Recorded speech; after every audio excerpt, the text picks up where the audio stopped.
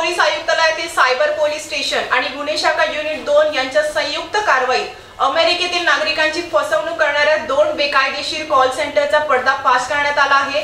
या रॅकेट प्रकरणी पोलिसांनी 23 जणांवर गुन्हा दाखल केला आहे।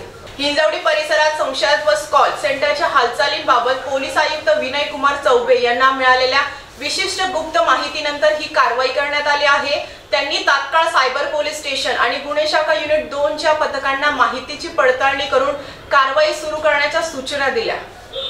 या निर्देशानंतर कारवाई करत सायबर पोलीस स्टेशनचे पोलीस निरीक्षक रवी किरण नाळे आणि त्यांच्या पथकाने पोलीस निरीक्षक अरविंद पवार आणि गुन्हे शाखा युनिट 2 यांच्या कर्मचाऱ्यांसह पाळत ठेवून पुरावे गोळा केले। इनपुटची पुष्टी केल्यानंतर पथकाने हिंजवडी फेज झोन मध्ये बेकायदेशीरपणे कार्यरत असलेल्या 2 युनिट्सवर छापा टाकला आहे।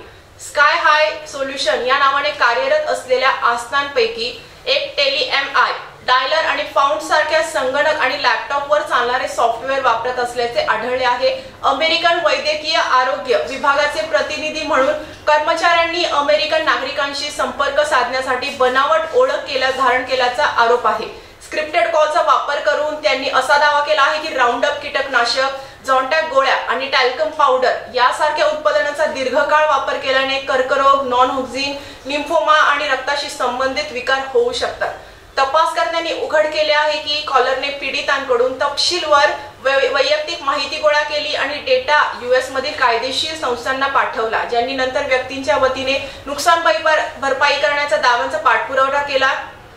कॉल सेंटरच्या रेफरन्स कॉलसाठी डॉलरमध्ये पेमेंट मिळाले असून दुसऱ्या मॉडेलने कम्युनिटी चॉईस फायनान्शियल साठी काम करण्याचे नाटक करून यूएस नागरिकांना लक्ष्य केले। कॉलरने कर्ज देऊन केले। फिशिंग लिंकद्वारे बँक खात्याचे तपशील, लॉगिंग क्रेडेन्शियल आणि इतर संवेदनशील माहिती मिळाली आणि नंतर खराब क्रेडिट स्कोअरचा निश्चित करण्याच्या बहाण्याने डॉलर्स किंवा गिफ्ट वाउचरमध्ये पेमेंटची मागणी केली।